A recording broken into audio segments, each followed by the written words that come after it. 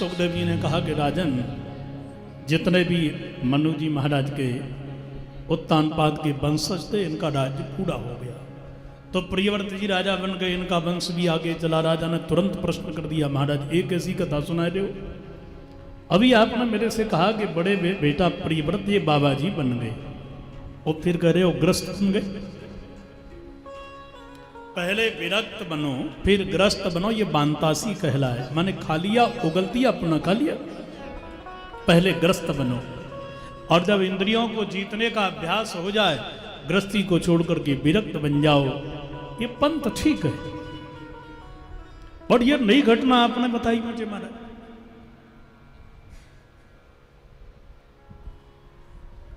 प्रियव्रतो भागवत आत्मा राम कथं मुने ग्रहे रमत यन्मूलः कर्म बंध पराभव। राजा परीक्षित ने कहा कि महाराज कृपा करके बताओ, प्रियव्रत तो भागवत हैं, भागवत माने परम भक्त हैं, सारे शास्त्र पुराण उसमें समाये हैं, वो भागवत है। किंचित एक चरण भी एक पैर भी जो बिना शास्त्र के न रखे, ऐसा प्रियव्रत परम भागवत। और वह घर द्वार को छोड़ करके विरक्त बन गया, पुनः गृहस्थी में आके कैसे रम गया। ये तो महाराज कर्म बंध पड़ा बाबा, कर्म के बंधन से मुक्त होकर के पुनः गृहस्थी में फंस जाना, ये तो अटपटी सी बात है। ऐसा कैसे हो गया। सुखदेव जी बोले सुनो देखो, हुआ एक जब प्रियव्रत जी बाबा जी बन गए, तो जंगल में जाकर के पहाड़ पर बैठ करके साधना करने लगे।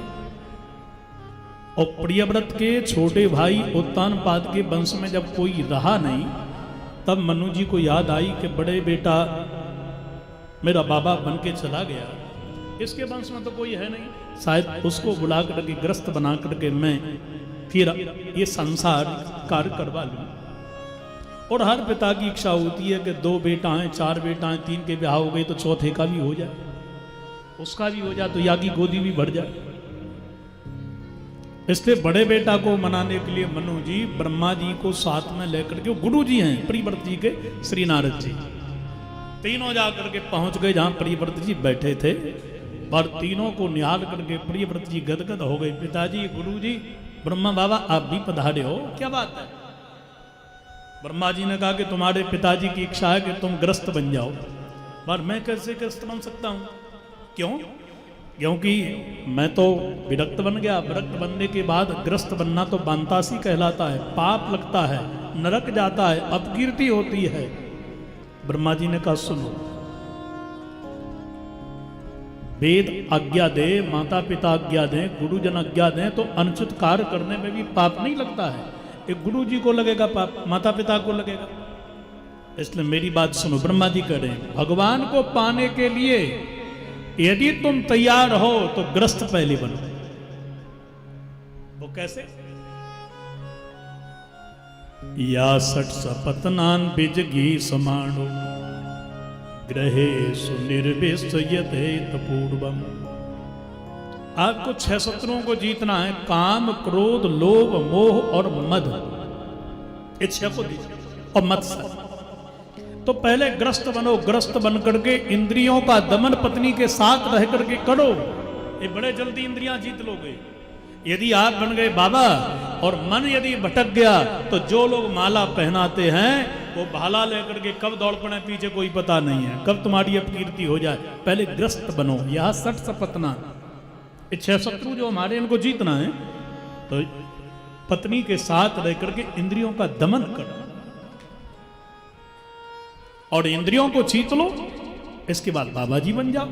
जब तुमको भरोसा हो जाए कि इंद्रियां हमको धोखा नहीं देंगी, अब ठीक है, तो बाबा बन करके साधना करो, संसार के लोग सम्मान और तुम्हारी सदगति हो जाएगी। बेटा हम तो यही कहेंगे कि देखो, माता पिता 4 वेद तो हैं, पर माता पिता गुरु की आज्ञा भी वेद की आज्ञा है। माँ तो पिता गुरु प्रभु की बानी, और बिना ही विचार करिए शुभ जानी। तुरंत माता पिता ने जो कह दिया वो करो, उसमें किंतु परंतु ना करो। माता पिता का शरीर है, माता पिता की आज्ञा ही तुम्हारे लिए वेद की आज्ञा है। माता पिता गुरु तीन त्यागनी कब हैं? जब ये ब्रह्म विरोधी हो जाए तब, अन्यथा ये त्यागनी नहीं है। इसलिए तुम ग्रस्त बन जाओ। और जहां तुमने माता पिता की गुरु की वाणी पर तर्कबाजी करी, फिर वो उल्टा ही बताएंगे। हाँ ठीक ठीक, ये बढ़िया रहेगा। तो गुरु जी एकादशी के दिन चावल खा सकते हैं? बोले हाँ बहुत उत्तम, बढ़िया, जगन्नाथ जी में तो यही होता है, खाओ खाओ।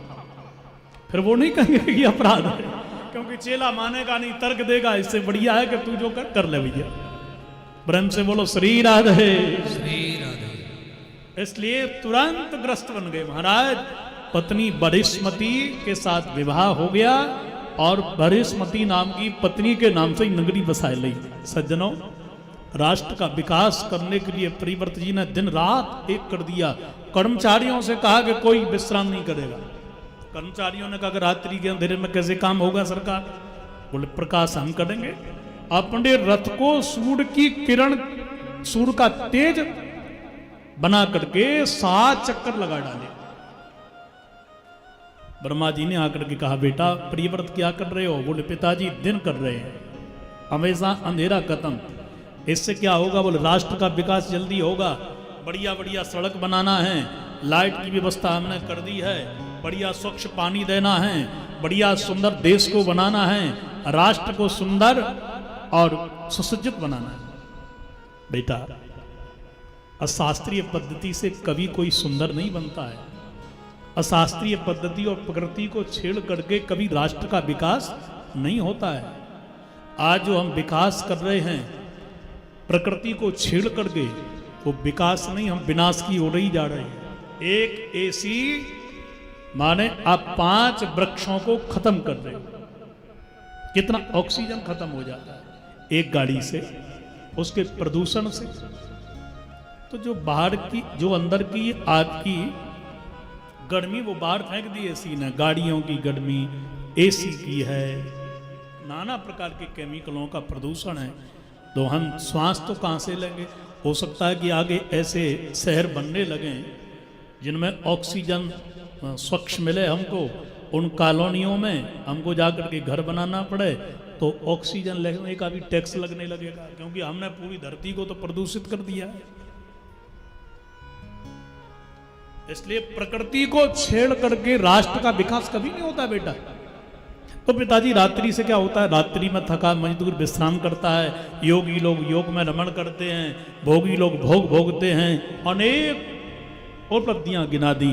तब परिव्रत जी ने रथ को रोक दिया।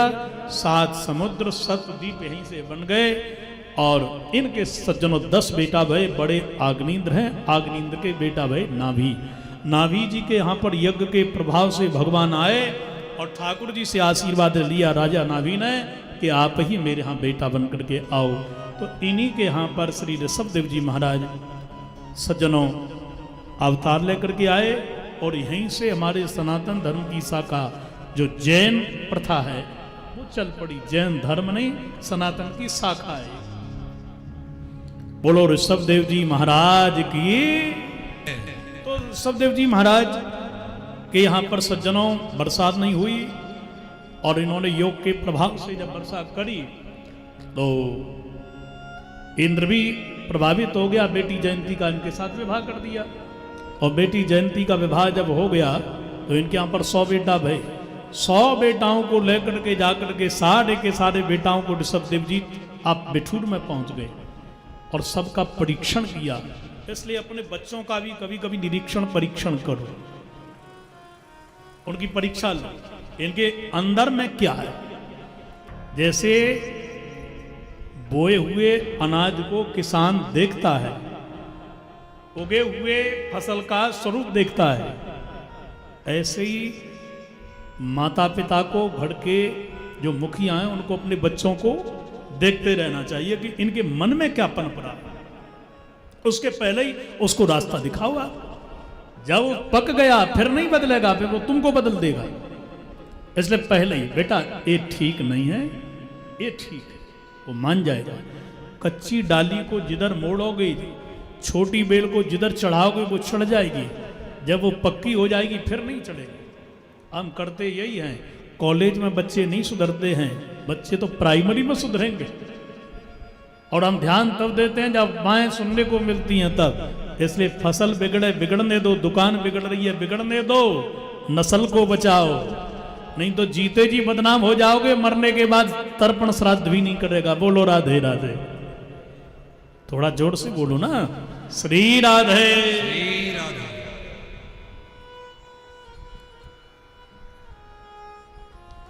महाराज बेटाओं से पूछा, कन्या ऋषभ देव जी ने, बेटा तुम सब मुझे ये बताओ, 100 बेटा बेटे हैं, ये मानव शरीर किस लिए मिला है? एक बोला पिताजी बढ़िया बढ़िया खाने के लिए। अरे लालाओ, बढ़िया खाने पीने के लिए यदि मानव शरीर मिला है तो नाली में सूगड़ गंदगी खा करके उतना ही प्रसन्न होता है जितना 56 प्रकार का रस स्वादन करने पर, भोजन पकवान खाने पर एक तुमको मिलता है, उतना सुख उसको भी मिलता है। मानव शरीर बच्चों को पैदा करने के लिए नहीं मिला है, वो तो सूकर कुकर भी करते। इसलिए जो मानव शरीर मिला है